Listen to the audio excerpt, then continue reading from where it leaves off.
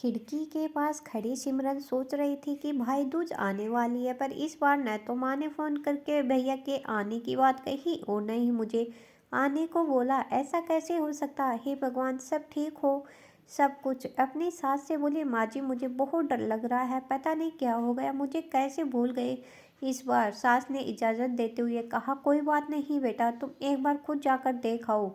सास की आज्ञा मिलने भर की देर थी कि सिमरन अपने पति साथ मायके आ पहुंची, परंतु इस बार घर के अंदर कदम रखते ही उसे सब कुछ बदला सा महसूस हुआ।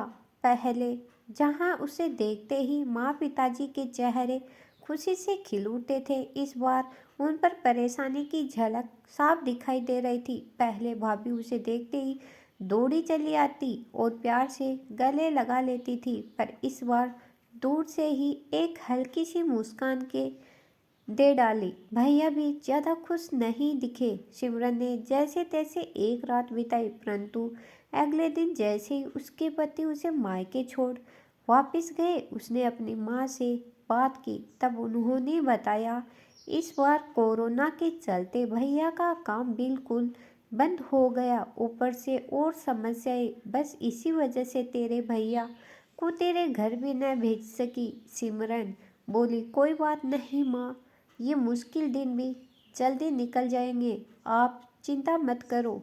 शाम को भैया भाभी वापस आपस में बातें कर रहे थे, जो सिमरन ने सुन ली। भैया बोल रहे थे, पहले ही घर चलाना इतना मुश्किल हो रहा था, ऊपर से बेटे की कॉलेज की फीस, परसों भाई दूज है, सिमरन को भी कुछ देना पड़ेगा। भाभी बोली, कोई बात नहीं, आप चिंता न करें, ये मेरी चूड़ियाँ बहुत पुरानी हो गई है, इन्हें बेचकर जो पैसे आएंगे उससे सिमरन दीदी को त्योहार भी दे देंगे और कॉलेज की फीस भी भर देंगे। सिमरन को यह सब सुनकर बहुत बुरा लगा। भैया भाभी ये क्या बातें कर रहे हैं? क्या मैं यहाँ उनको तंग करके कुछ लेने के लिए आती हूँ? वह अपने कमरे में आ गई। तभी उसे याद आया कि शादी से कुछ समय पहले जब वह नौकरी करती थी तो उसने बड़े शौक से अपनी पहली तनख्वाह लाकर पापा को दी थी। तब पापा ने कहा था, ये पैसे अपने पास ही रख ले बेटा, मुश्किल वक्त में काम आएंगे।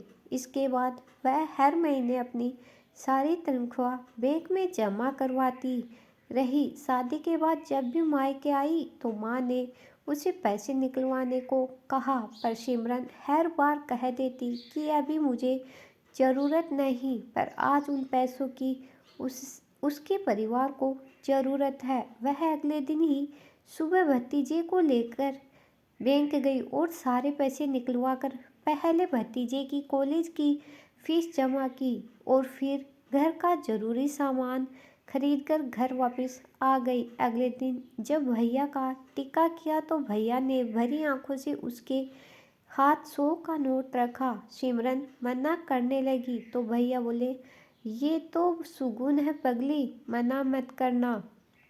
सिमरन बोली, भैया बेटियां मायके शगुन के नाम पर कुछ लेने के लिए नहीं, बल्कि अपने माँ बाप की अच्छी सेहत की कामना करने। भैया भाभी को माँ बाप की सेवा करते देख ढेरों दुआएं देने और बड़े होते भतीजे भतीजियों की नज़र उतारने आती है। जितनी बार मायके की दहलीज पार करती है, ईश्वर से उस दहलीज की सलामती की दुआएं मांगती है।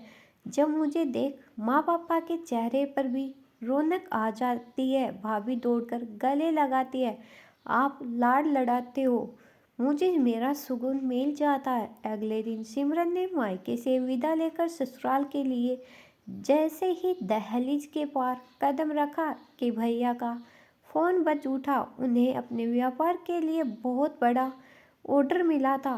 वे सोचने लगे, सचमुच बहन बेटियां मायके कुछ लेने नहीं बल्कि अपनी बेशकीमती दुआएं देने आती है। जब वे घर की दहलीज पार कर अंदर आती है तो बरकत भी अपने आप भीतर चली आती है। हर बहन बेटी के दिल की तमन्ना होती है कि उसका मायका हमेशा खुशहाल रहे और तरक्की करे। मायके की खुशहाली देख उसके अंदर एक अलग ही ताकत भर जाती है, जिससे उसके अपने जीवन में पेश आने वाली मुश्किलों का वो डट कर सामना कर पाती है। भैया की आंखों से खुशी के आंसू बहने लगे। अगर ये कहानी आपको पसंद आई हो तो लाइक शेयर एंड